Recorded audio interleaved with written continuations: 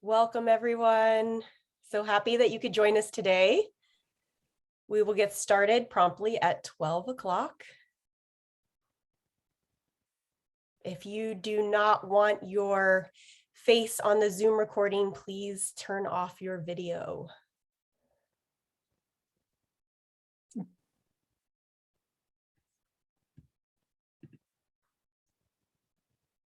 Welcome. Thank you for joining us for the Spirit of the Time 6th episode. Very excited to have Rick here today.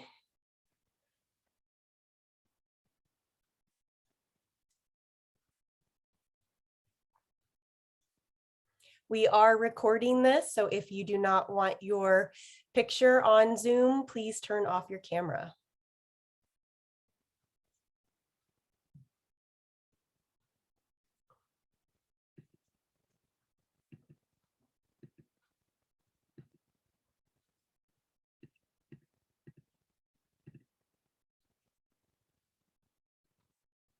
Thank you for joining us today on our 6th episode of Spirit of the Time. We will get started promptly at 12 p.m.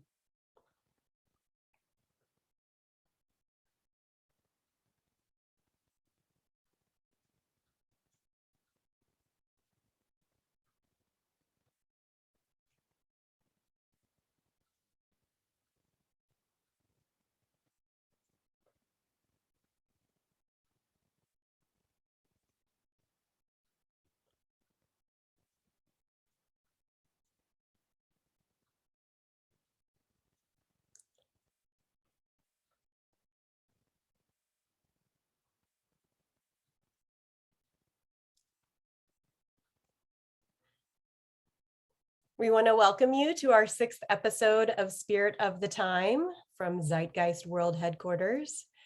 We are recording this session, so if you do not want your picture on the screen, please turn off your video.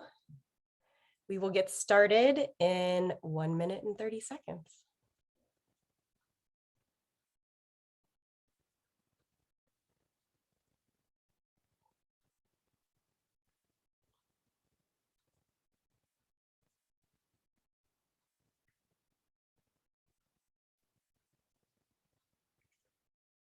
Thank you again for joining us today for our 6th Spirit of the Time Zoomcast with passenger Rick Rothschild.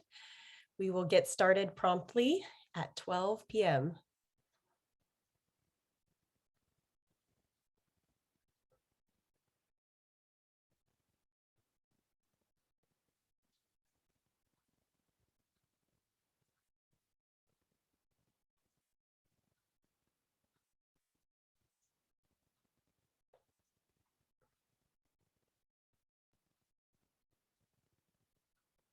Welcome to our Spirit of the Time Zoomcast.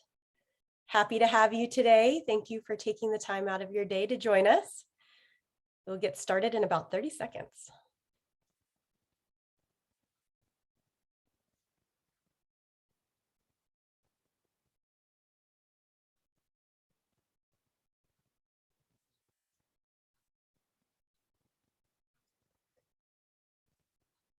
Welcome to our Spirit of the Time Zoomcast from Zeitgeist World Headquarters. We are recording this Zoom session, so if you do not want to be shown, please turn off your camera.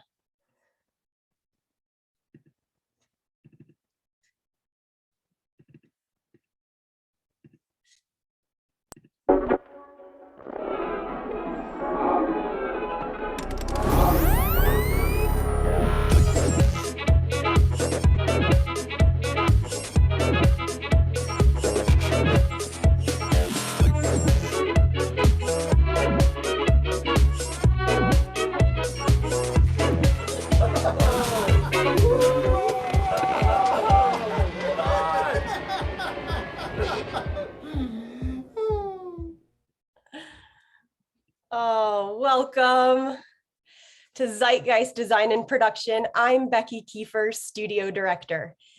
If you think about it, time travel is the ultimate experience. It's the most immersive and interactive attraction ever imagined. And here in the Zeitgeist Creative Studio in Pasadena, California, time is always of the essence. And this is where themed entertainment vets Brian Harmon and Joe Lancicero study the past and spend the present envisioning the future of UXIRL, user experiences in real life. The Spirit of the Time Zoomcast offers a sneak peek behind the themes. Each month, we move you without a ride system, inviting one incredibly talented and accomplished colleague aboard our time machine. We journey through that person's career, unraveling the mystery of what makes a guest experience timely yet timeless. And because we're live, you're welcome to type in any questions into the chat box and our passenger will answer them, time permitting. Climbing aboard our time machine today is Walt Disney Imagineering's very first show producer and one of themed entertainment industry's talented, respected, and most accomplished creative directors, Rick Rothschild. I guarantee that each and every one of you has experienced the groundbreaking work of Rick Rothschild, be it The American Adventure, Captain EO, Pleasure Island, Honey, I Shrunk the Audience, Alien Encounter, StormRider, Finding Nemo Submarine Voyage, SeaRider, Soarin' Over California, or the FlyOver attractions in Vancouver, Bloomington, Reykjavik, and now Las Vegas. It is my true pleasure to introduce our time machine pilots, Zeitgeist President and Chief Creative Officer, Brian Harmon, and Zeitgeist Executive Vice President and Chief Art Director, Joe Lancicero, along with a gentleman who has spent over 3.5 weeks off the planet in a helicopter, Mr. Rick Rothschild.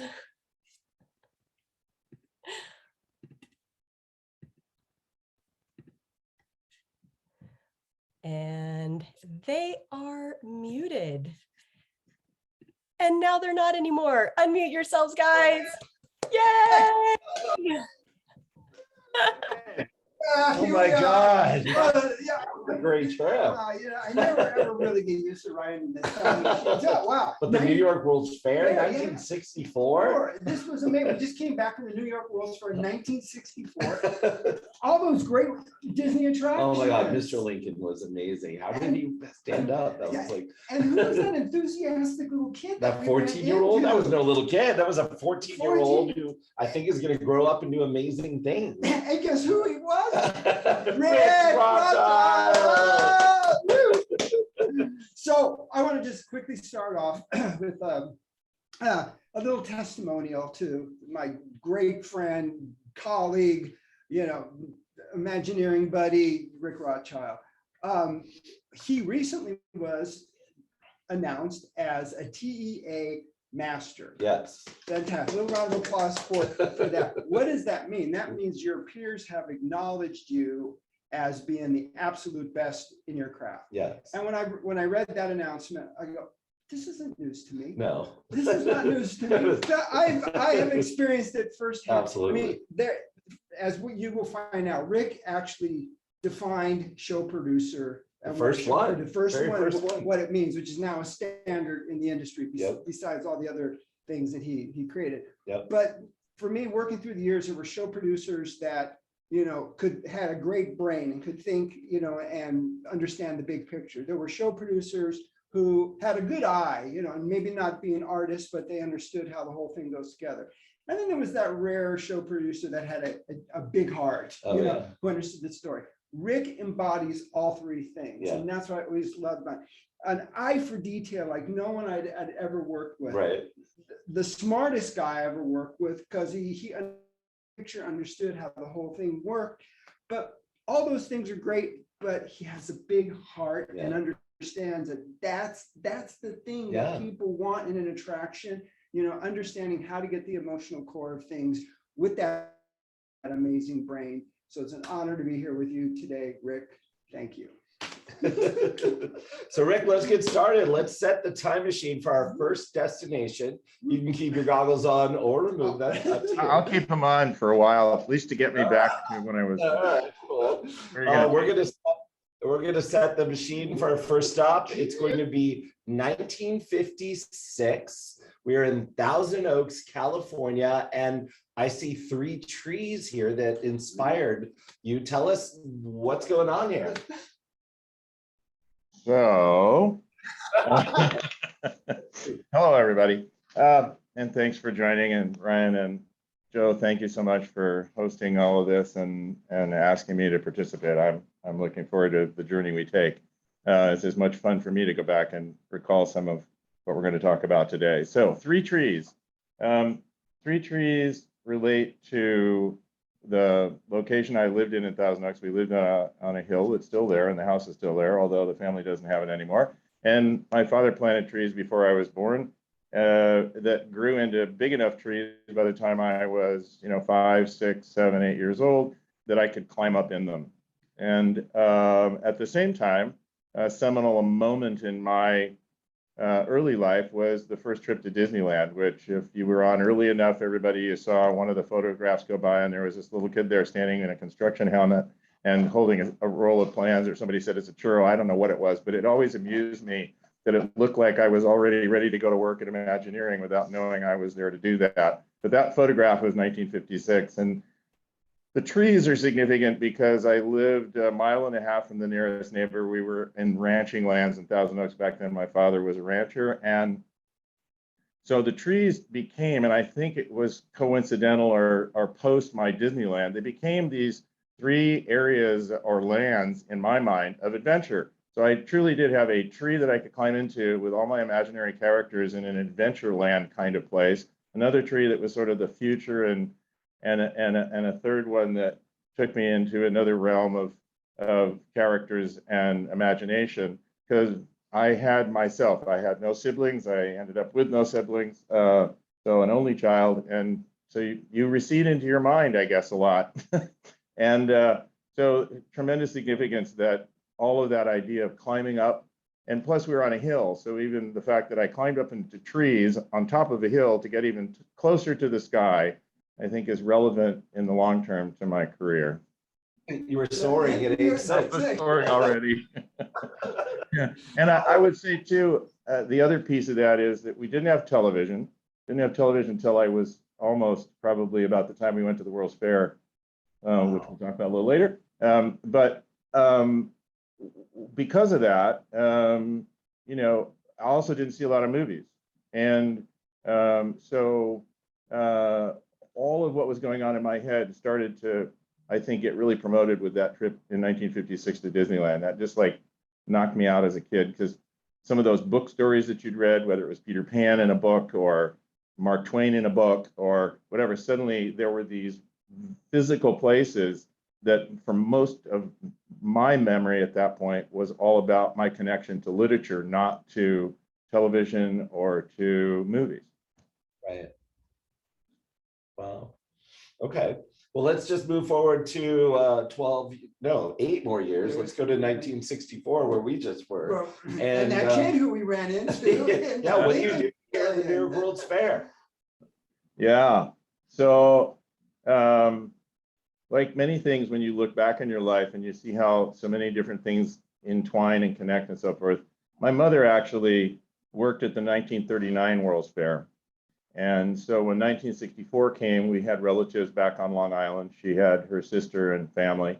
So it was obvious that we had to go visit them for the summer and also take some time. So we were lucky that I don't remember, other than we went numerous times to the fair. So we must have had one of those kind of passes or whatever. So it was like crazy. And of course, I encountered, again, the Disney attractions, whether it was the Ford Pavilion or Mr. Lincoln or Carousel of Progress, Small World.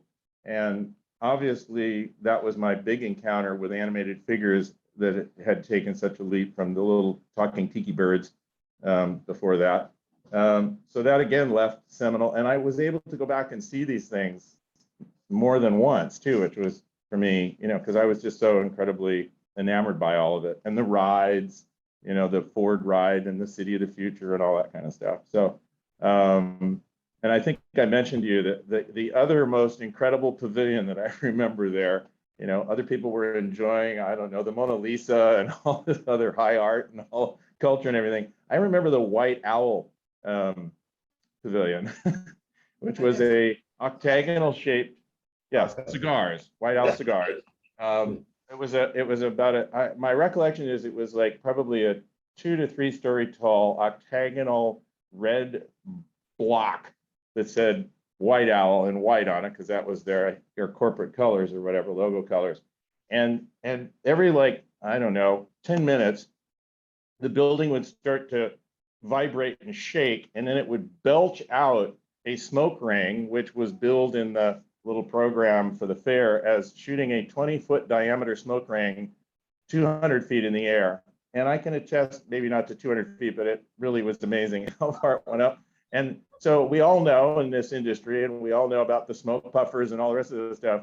And years later, when Brad Farron was demonstrating a horizontal one of those, tiny version, I said, so Brad, you were in New York too, weren't you? So anyways, because it was virtually the same thing, but built on a massive scale. It was truly the most amazing special effect I'd ever seen in my life.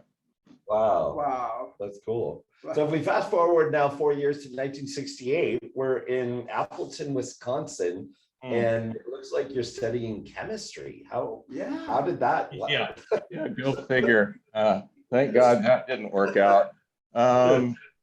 So I went to Lawrence University in Appleton, Wisconsin.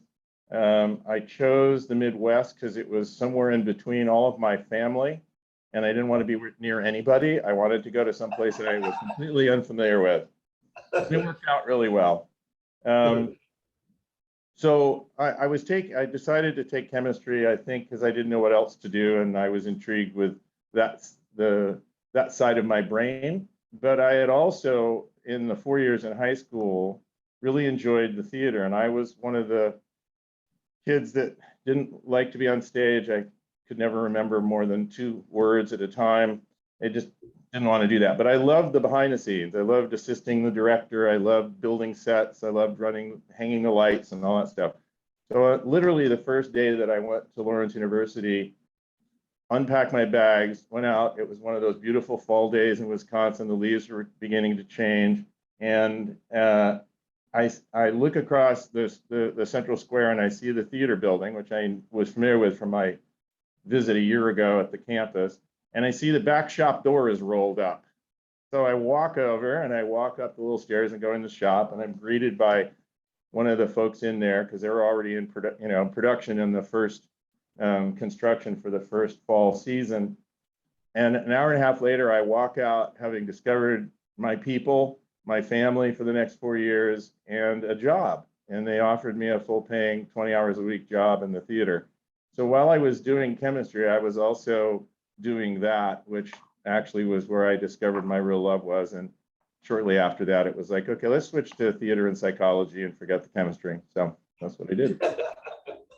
So fast forward another year or so, and you left college as just a junior, and now you're at tell us where you are here. I can't even pronounce it. I'm in the town that Prince was in years later and sadly passed away in Chanhassen. And it's on the outskirts, the southwest of Minneapolis.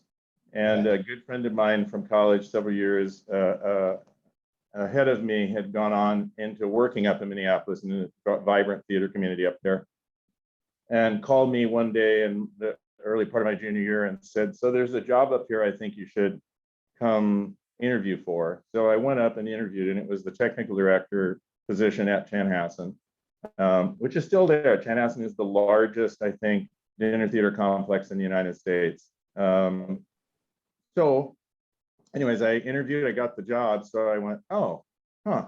So I went back and I talked to my counselor, who was actually a psychology professor, and said, here's what the deal is. And he said, I think you should go do it. He said, I know you're passionate about it and you're tortured about this double major you've been doing. Go do that. So I did, and I did that for about 9 months.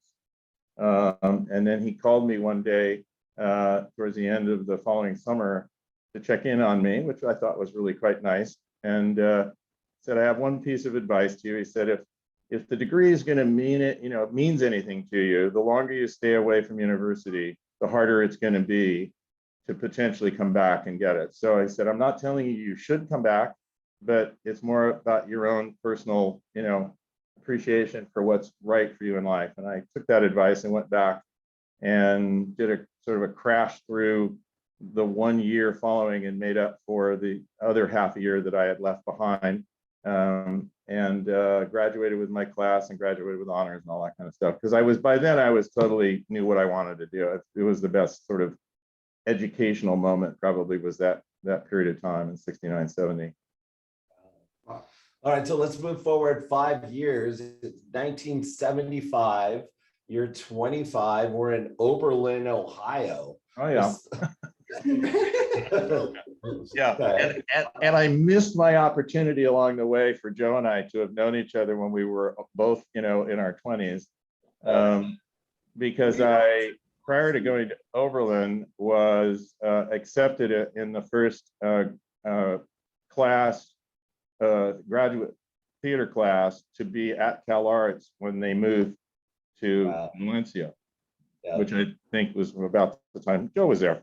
And so I came, first of all, to California after I graduated from school, and went to the university, or the CalArts, that summer to see what it was like, because I'd only applied and got accepted, and I had some friends that were at the old girls' school in Pasadena or wherever it was, Glendale, that was the beginnings of CalArts. So I was interested to see what the school, because I knew it was under construction. I walked into the theater, the modular theater, which was less than even modular at that point. It was totally disassembled. And I talked with Herb Blau, who is the head of the dean or provost of the school, then took me around. And I went home going, I really don't want to go to school here, because I'm going to spend my year, at least first year, just helping him put the thing together, and I don't want to do that. So I made the decision not to go to graduate school. One thing led to another, and I ended up in the following January, so 6 months later, 7 months later, at Oberlin College, hired into a new program that they had developed there called the Inner Arts Program, which went on for a number of years there. And it was the idea of bringing dance, which they hadn't really formally had on campus, the conservatory, which their major conservatory there, so an opera program, and a theater program, which had not been a program up to that point, but had simply been this beautiful facility that they'd been given by an alumni years previous, and formalize that. And lo and behold, I walk into my first staff meeting, and Herb Blau, the provost of CalArts, was now the head of the Inner Arts Program at Oberlin.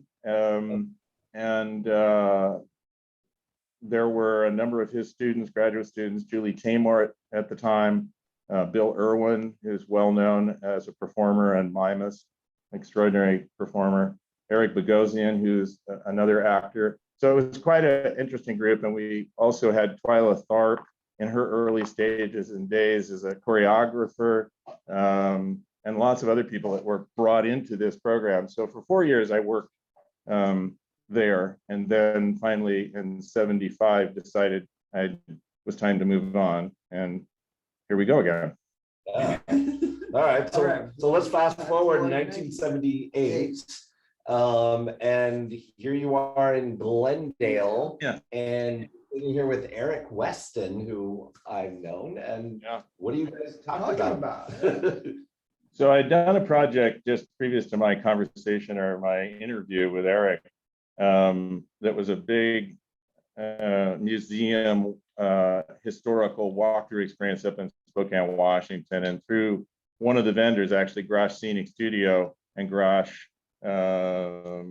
Rigging Company, which a number of people I'm sure on this call are aware of. When I was finishing that up, they said, what are you going to do? I'm going back to California again and go on. I've been working as a assistant designer and sort of technical translator for designers, putting work through shops and all that kind of stuff. And I was working on some television, some movies, variety of different things. They said, oh, well, you should go talk to, you should consider Imagineering. And I went, yeah, I got a drawer full of rejection letters from Disney from a few years ago. I don't think they want me. And they said, no, we know somebody. And that was Eric Weston. So I had an interview with Eric in August of 1978. And they had the Epcot model there, the early one, not the big one that we all see photos of now, but it was a small sort of first version, interestingly different in the way some things were laid out in it. But it was like, he said, this is what we're working on, but we're not going to announce that we're working on this and that we're doing this until October 1st of 1978.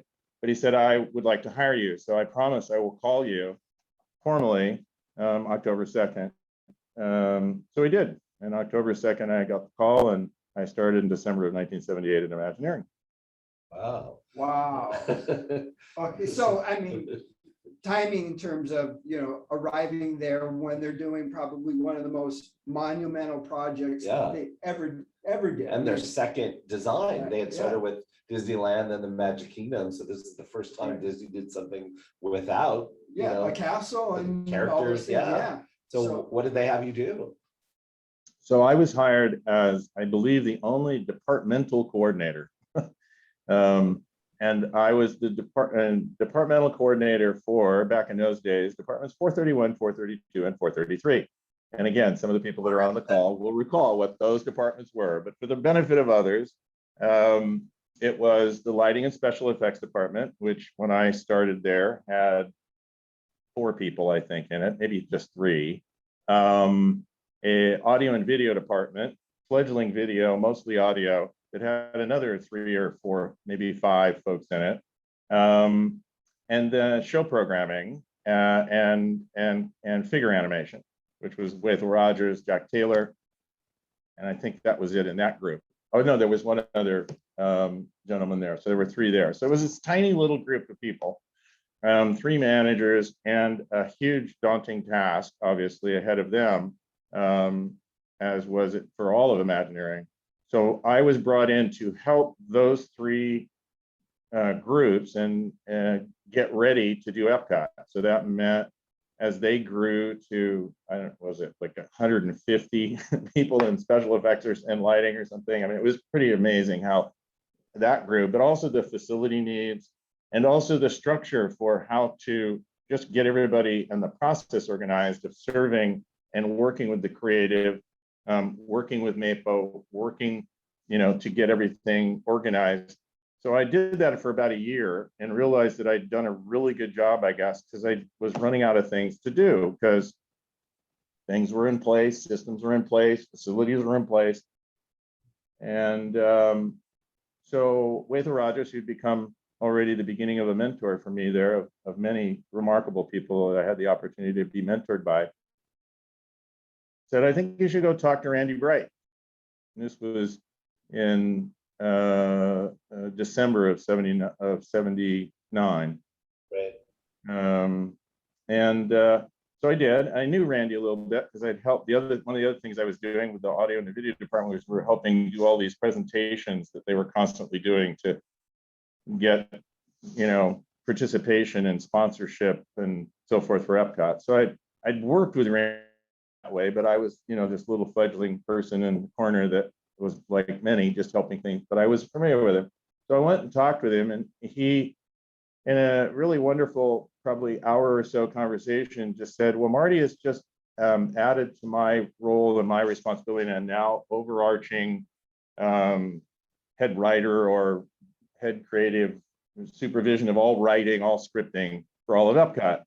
So, and he obviously had already been working on American Adventure at that point heavily, his second time around with it, as infamously there were 5 versions of American Adventure before we got to the 5th one. So he worked on the first one and the 5th one, and then there were 3 others in between that various illustrative individuals. John DeCure came in to do one, and Ray Bradbury, I think, was brought in to do another or whatever. I mean, anyways, so I'm sort of going off track here a little bit, but so Randy basically offered me the job. He said, I know I'm going to be absolutely consumed by all of what I'm having to deal with. And after talking with a few people, I think you might be the right person to basically take on the role of being an assistant to me, but I can't give you a job description other than that.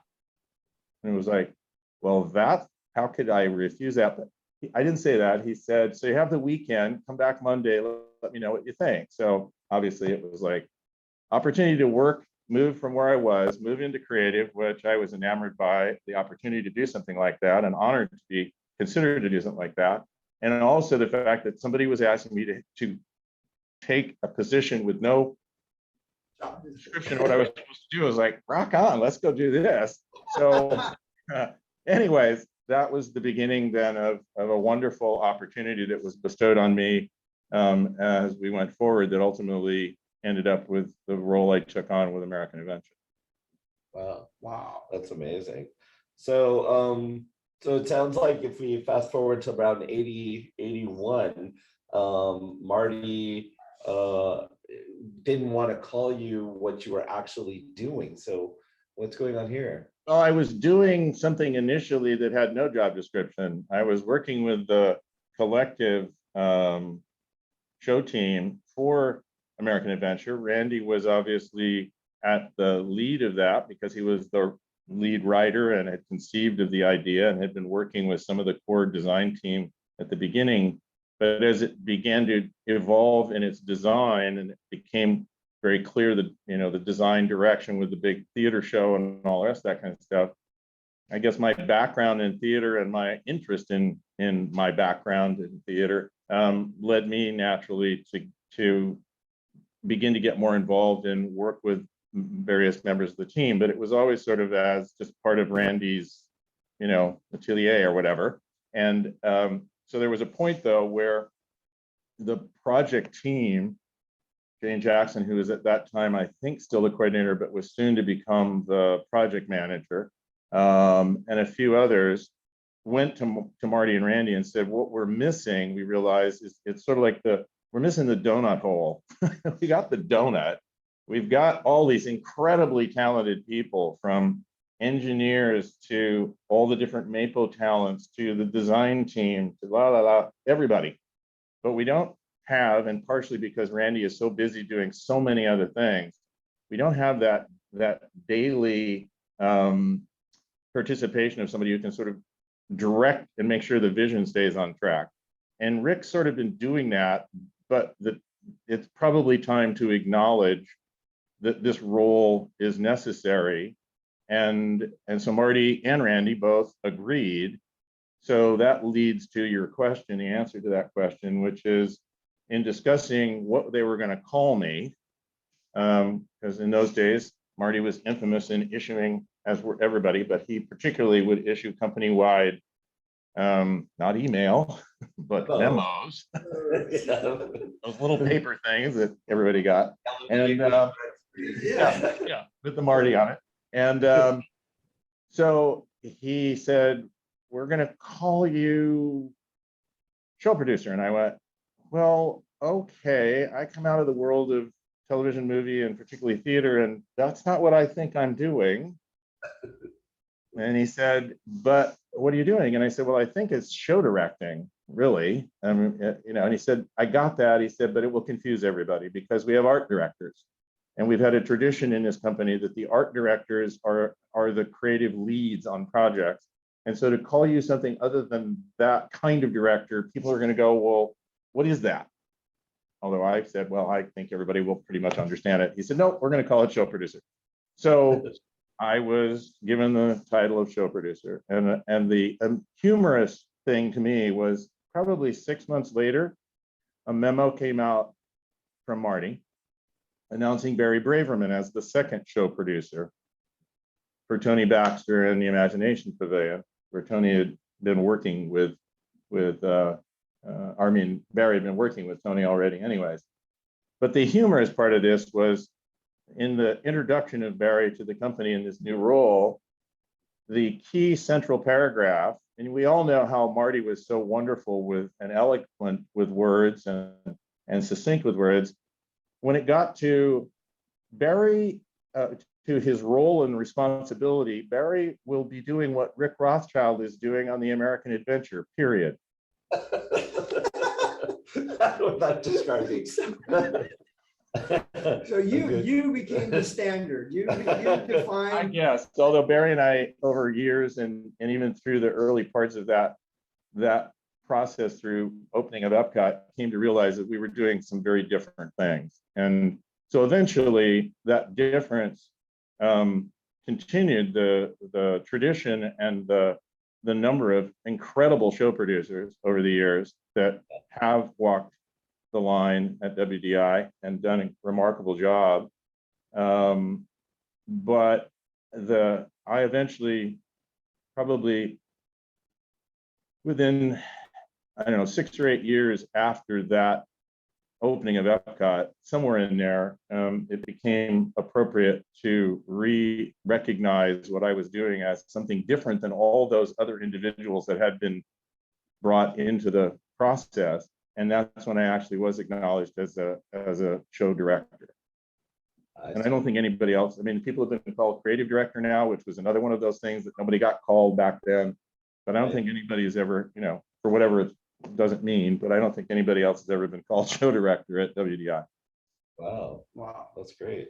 So tell us what all the things you touched at Epcot. We know you did American Adventure, yeah, but with Randy, but yeah, beyond, we know that your talents were broad and acknowledged, and you were drawn into other endeavors. yes. There. Well, it was very ancillary, but it was in a number of them. And it started really when I was the coordinator. And even in the earliest days of being the coordinator, for some reason, I was asked to connect with the Energy Pavilion team. And that led me to working with that team to generate a 1 inch to the scale model of the pie-shaped mirrored room that created the circular screen. And part of it was, up to that point, the team had literally been working and had a model that was like this big, right? So it had 2 cute little mirrors and a little screen they could drop little storyboards in and look at it and go, oh, it's going to be a big circle with, right? But they were looking through the ceiling, which wasn't there. Right. And I kept going, but the ceiling's going to be predominant here. So we built a model, and you lead people, you lead designers, you lead other people to water, but sometimes they don't drink, including Marty. And so everybody went, oh, this is so cool, and it's now big, and it's really great. And so off we go, and they build the whole thing and everything. And we're down in Florida, I don't know, 8-10 months maybe before opening. They finally put the mirrors up in that room, and I get a call from Terry, who was Marty's assistant, says, Marty would like to meet you at 5 in the Energy Pavilion. So I go up to the Energy Pavilion, and I walk in the old ghost light, nothing else on, but one ghost light in this massive room. Now the mirrors making it even, 6 times as massive. And Marty, and he's looking around, and he goes, Rick, all I see here is ceiling. And I went, okay, I don't know how to answer that, because we all saw that in the model, but somehow it didn't bother anybody. So anyway, so that led to the whole central curtain, scrim and a bunch of other stuff that sort of tried to give more of image quality into the center of the room. So, but all of that is by way of saying, and the reason we talked about it in the past here is, I realized at that point, so this was 4 years after going to Imagineering, I was exceedingly enamored, and I still am enamored by all the talent that's at WDI and around me in all my endeavors. But I thought everybody thought the same way as a designer, as a creative person. And I realized they don't. That was like the big light bulb. I was a psychology major. I should have figured that out. But it took me that moment to realize, yeah, I see things, and some of us do, assemble flat drawings, put them into space, and see them that way. Other people need models. A lot of people need models. And so, and even with models, sometimes people don't get scale and so forth. So it's amazing in the modern, jump to today and the tools that we have and the virtual tools that we have that really bring more of a communal appreciation of full scale. They don't answer it all. We were talking about that earlier. And I see it as a tool. I don't see it as a panacea. I still love models. I still think models for certain purposes work. And ultimately, full scale mock-ups. Let us not ever lose and it's really tough, I have to say, in the outside of the Disney world and perhaps even the Universal world too. When you get into so many of these other projects and projects I've been working on for the last 10, 11 years, where we all know what the value is of mock-ups, and to try and convince someone who has a much, much smaller budget that you're going to take a piece of that away from everything else and put it into something like a full-scale mock-up of something to really make sure that what you're doing is right is very difficult, and it becomes a really precious decision, but I still think it's worth fighting for, and it's really important. It's paramount. I mean, even at Disney, I mean, I had to convince them often, because you pay now or you pay later, and I always say it was cheaper, to do a mock-up, made out of foam core and mirrors and grabbing some lights and things, and making sure, okay, the scale feels right, the light's going to feel right, and that costs you X. You get to the field and you discover that, oh, wait, I didn't think that wall was that big and that light was going to work. We're going to have to tear that out. And that's like 12X. Right, exactly. So well, you mentioned a really important word, which is discovery. Right. Yeah. No matter who you are, how much experience you have or not, how you think about things in this business, the opportunity and the necessity of facing the opportunity and embracing the opportunity of discovery all the way through the process. And that's a really hard thing, because as you said, when you get towards the end and you discover something, it's even more costly, and quite often sacrifices are made and compromises are made because you can't handle the discovery.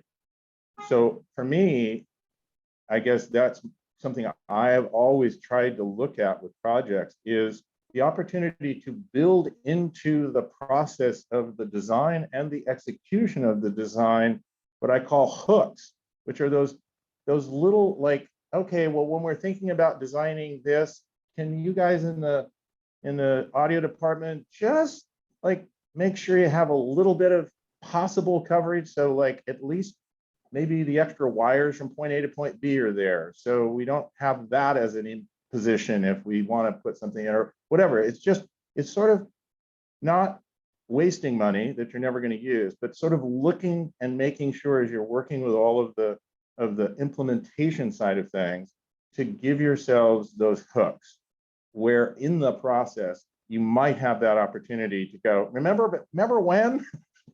Yeah. Well, we're back now. So part of it is that too. I mean, you don't ever get everything you want, but I think it's prudent for any designer, whether it's a systems designer or a environmental designer or a director, anything, to keep that kind of in mind, because I think that helps the team, and it's also helping watch the back of your team, and not putting them in an awkward position to always towards that discovery point in the end saying, oh, it's impossible, we can't do that. So Yeah. So moving forward to 1985, it sounds like Epcot opens and you now begin or launch this amazing career of actually conceiving, designing, implementing attractions. Many people, me, you to some degree, have spent years working on things that don't ever get built. Yeah. And you are so lucky to have built so many incredible projects. Well, thank you. And yeah, so tell us just, we can do a couple minutes on each one, but Captain EO, how did that come about and what do you remember about that? Yeah, well, what I remember about it is a lot more we can talk about in the short time we have. It was quite an extraordinary experience, filled with extraordinary personalities throughout, larger than life, more than the one on screen even. But what I do remember is the the day that Marty said to myself and a few other people, we have a meeting with Michael today. Okay. We have this meeting and a few people in the room, and Michael goes, okay. I want you to tell me what you can do with Michael Jackson, George Lucas, 3D. I'll be back in a week. Have fun. Literally, it was like almost that short of meeting. Wow. So the group that came up around that conceptualization is infamous. Everybody's seen the pictures of the four, mostly mustached, if not all, mostly curly haired, and still with more hair than most of us still have today. Joe Rohde, Richard Vaughn, Tim Kirk, and myself. Wait, I think you forgot the mullet and the earrings on most of those people. So a week later, we were back with 3 concepts that we developed, and one of them was called the Intergalactic Music Man, which was basically the clear, more than the seed, it was the short outline of what they ultimately, and we together with everybody, ultimately created. So but that's what I remember, first of all, was just that, like, this is crazy. And then literally we met with Michael and Jeffrey. The two of them said, that's great, we love that. And like, it seemed like in my memory now, it was like the next day, George was in the room. We pitched with him and Michael and Jeffrey. George liked the idea, and within less than a few more days, Michael was in the room, and we pitched with the 4 of them, and Michael liked the idea. And the last piece I'll add on this story is heartfelt in my memory. I ended my synopsis of the story and presentation of Michael on this by saying, basically, this story is about you bringing color to a colorless world. Mm.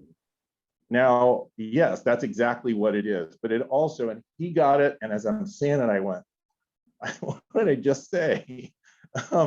Because in those days, more so than perhaps today, colored and colored meant something way more than just color.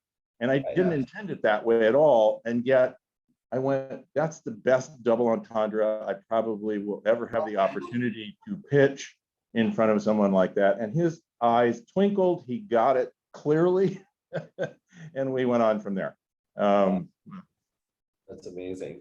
So a year or two later, here we are, it's 1987, 88. And just to add myself to the story a little bit, I started as a 20-year-old Imagineer, and you are kind enough to give me an opportunity to work on what we called Plectu's Fantastic Galactic Review. And I remember that there was a meeting planned with Michael, and you'd allowed me to kind of develop one of the shows or the acts. It was a robot musical act.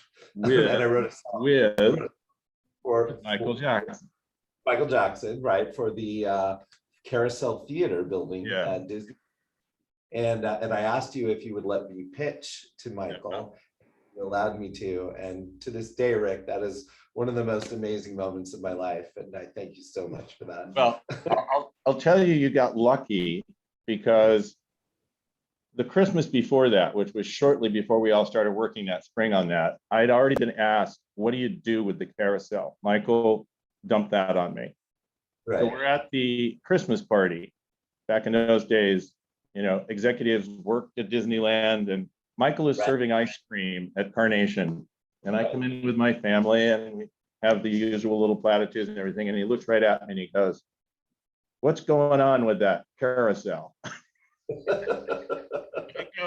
It was just like came out. I go, nothing that $500 and a couple of sticks of dynamite couldn't help. Yeah. Anyways, so he didn't go for that. And hence we got to do what we did, which was quite a lot of fun. Danny Elfman was involved, if you remember, with that. Yeah, it was fun, even though it never realized never came to be. And Yeah. that's when I learned that you work on things for years and they don't get built. I didn't know that was possible. Right. Zach did get built. Pleasure Island, Honey, I Shrunk the Audience, Alien Encounter, one of the coolest things Disney's ever done. Storm Rider and all the things that Tokyo Disney Sea. Just amazing, groundbreaking, new technologies, great stories. But let's move to like 99, 2000, because this is a seminal project for you, the invention of a new type of motion simulation experience called Soarin' Over California. Right. So tell us about how this came to be. So it came to be as Joe, who also I think participated in Aspen Charrette, which is where it's the whole idea of lots of ideas had been talked about. I think Westcott had gone through its long and illustrious rise and fall and a bunch of other things.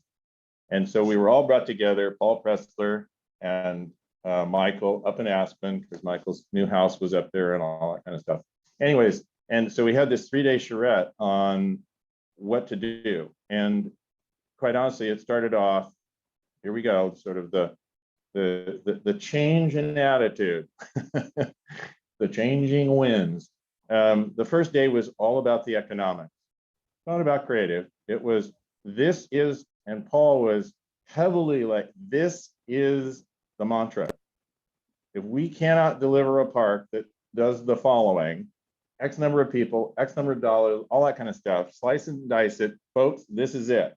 So this is what you all creative team at WDI, you need to come back with that in mind. Well, we know how that all played out. However, that's not the point of the story. The group was split into 3 groups. I was in a group, each group was, I don't know, 8 to 12 people maybe, and we charretted for a day. And out of the group that I was in, Marty was in that group as well. Our discussion went down this path of the California that everybody comes as guests looking for that can never find. You go to Hollywood and you're standing there at sunset and, you know, going, this is it? Or, you know, there's so much myth versus the reality. And obviously there is a great reality here, but it's hard to give people the view into some of that reality sometimes. And the myth isn't that satisfying when you come in contact with it. So anyways, that led to what became the California idea. And so that ultimately then was the one that everybody decided we were going to march to.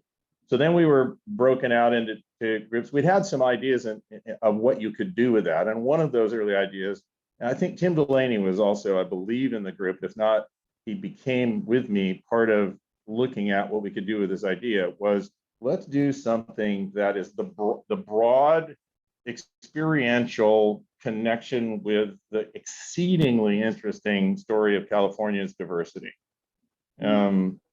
Not just the people, but the place. There's so many ecosystems and all the rest of that, you know, geological differences and everything. We've got to come up with something like that. So that was the impetus. And we went through sort of the steps of, well, it could be a circle vision and you could be in a hot air balloon and it's all around you. And then we went, yeah, but it's mostly about down there. It's not about out there. And plus, I don't know, 50 people in a hot air balloon. It doesn't sound like that would be a lot of fun. So anyway, going through some of those kind of iterations, and eventually we hit on this idea of it would be really cool to put people, you know, where they could truly be like hang gliding rather than hot air ballooning and have a more personal experience. So how do we do that?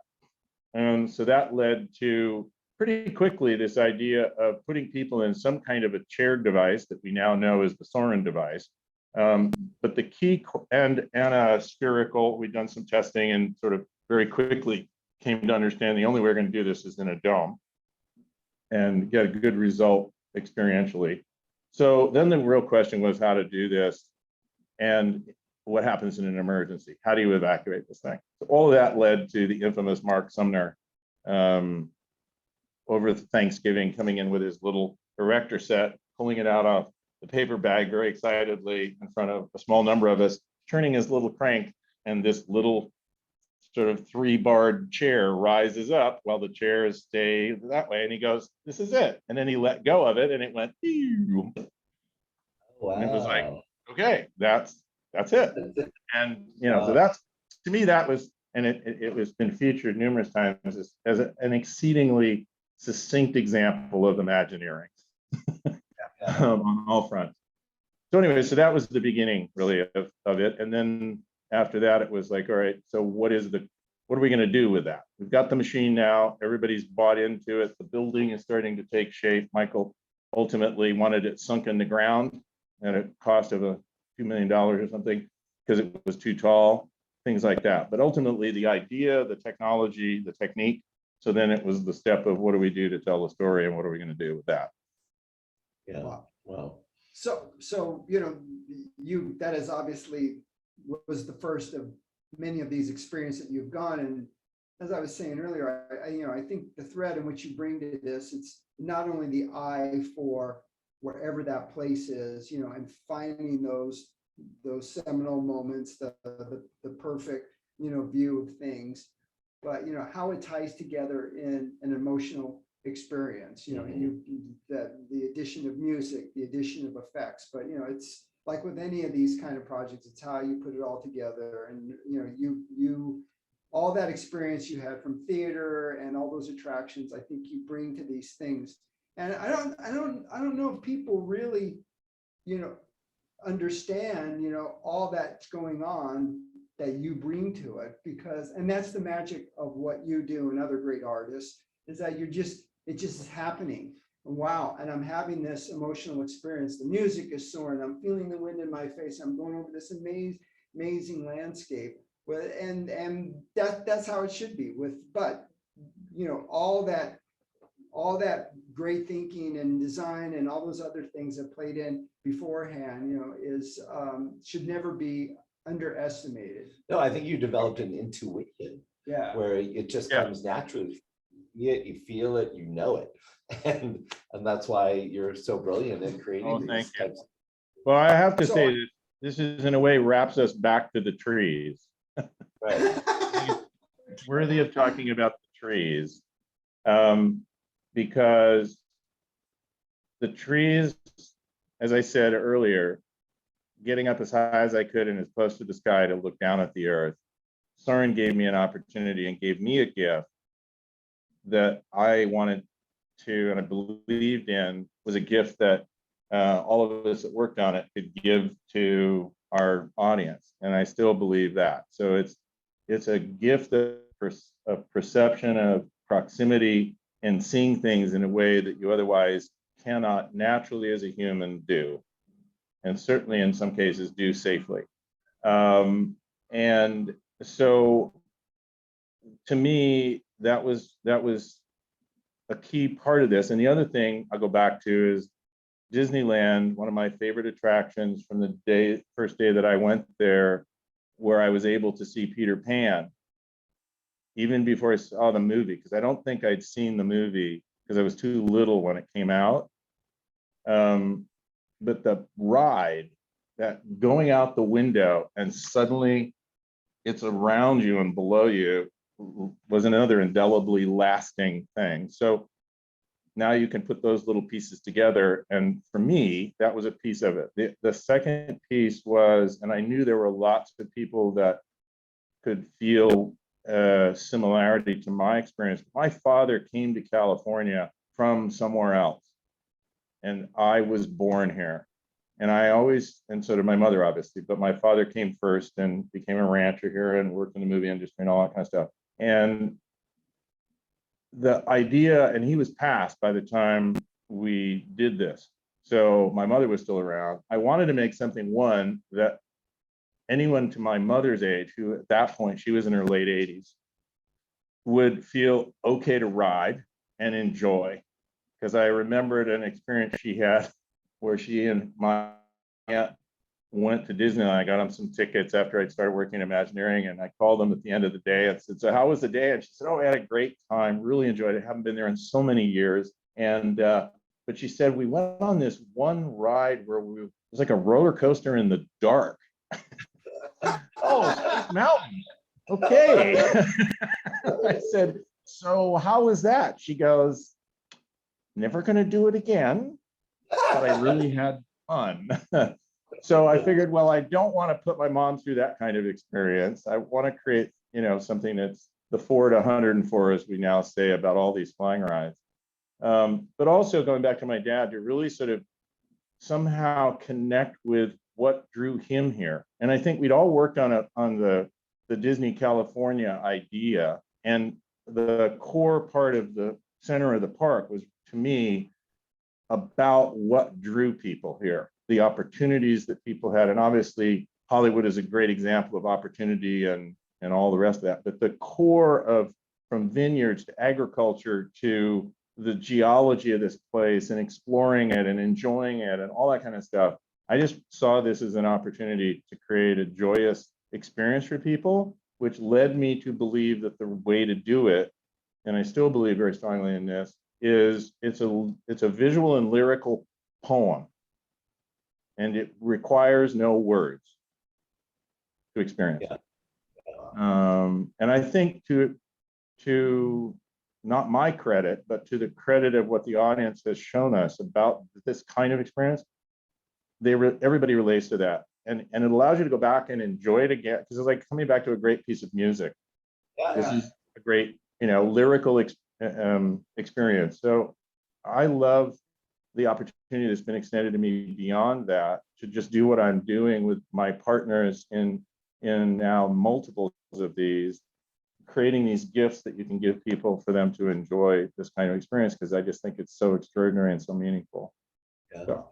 So Rick, now that you've had 45 years or so of experience in this industry, what do you believe makes the guest experience both timeless and timely? And I think you already answered the question. Well, there's a part of me that wants to say I really don't know, to be honest. Right. Because you discover what makes things meaningful by risking and trying new ideas. And they may be an idea that you really believe in or a team believes in. And so to me, I'm about promoting that, number one, which is risk-taking, number one. So what goes into making an experience to me? Risk-taking is at the forefront. Beyond that, not trying to avoid the question entirely, I think it's an emotional, I truly believe in the emotional arc of storytelling. And what's wonderful about our world, as opposed to theater or dance or some other stage presentation where the audience is seated and experiencing it, and it's probably closer in some ways. Again, it's not choreographed for you. Gaming is the other side of that, where you're free ranging. And I love all of that. But I think what's at the core of the kinds of experiences that we create involves some kind of a desire on the part of an audience to be taken on a journey. I also totally enjoy, and I know billions of people enjoy, taking their own journey, whether it's in the outdoors and going for a hike, or it's in a game world where you can explore endlessly all sorts of amazing worlds and experiences. But I also think that a well-told story, and the image comes to right now, the storyteller, and Joe Harrington is a great storyteller, an example of one that many of us know, sitting around a campfire, somebody that tells that story. And as that story is being told and the flames are flickering, and you almost can begin to see the shadows take form as this person is giving you these words, and the sound somehow, when it works all as it does, it's like nature suddenly goes, oh, okay, cue the owl. It's just like, and to me, that's what we're trying to do, is to get back to that sort of simple campfire experience being taken on some kind of journey. And so, yeah, thank you. That's what makes things timeless. All right. Well, Rick, we're back in 2021. Thank you so much for embarking on this journey with us. It's been amazing. And Are we out of time for questions? no, well, let's turn it back to Becky. Maybe we can go a little longer today. Oh, Roberta is going to be so mad. Oh, well, it's okay. We'll feed her.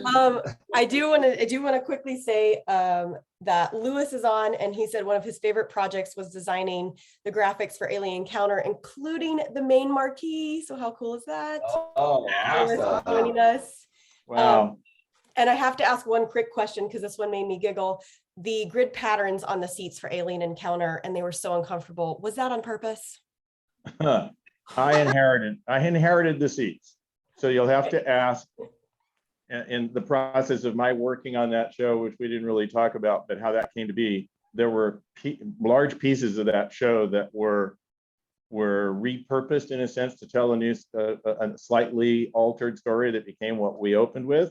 And others designed that, and I don't know what their intention was, but I will end by saying what struck me about the environmental design of that, and we actually pushed further with some things with it, was this idea to make people feel uncomfortable.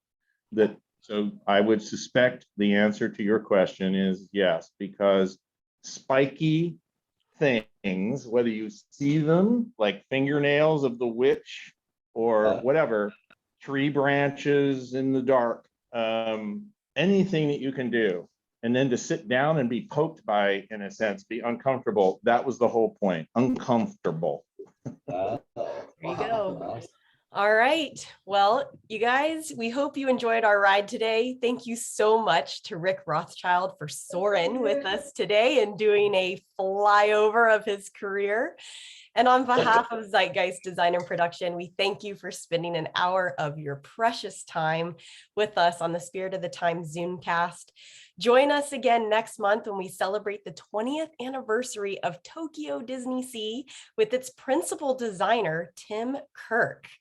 And may your tomorrow have the nostalgia of the past, the wonder of the present, and the promise of the future. Thank you guys again. Have a great weekend. Happy Halloween. Thank you.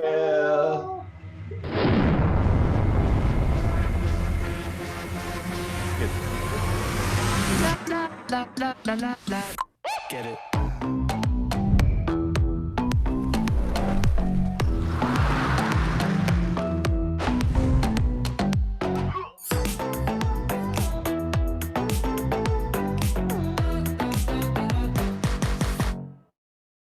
Bye, everybody.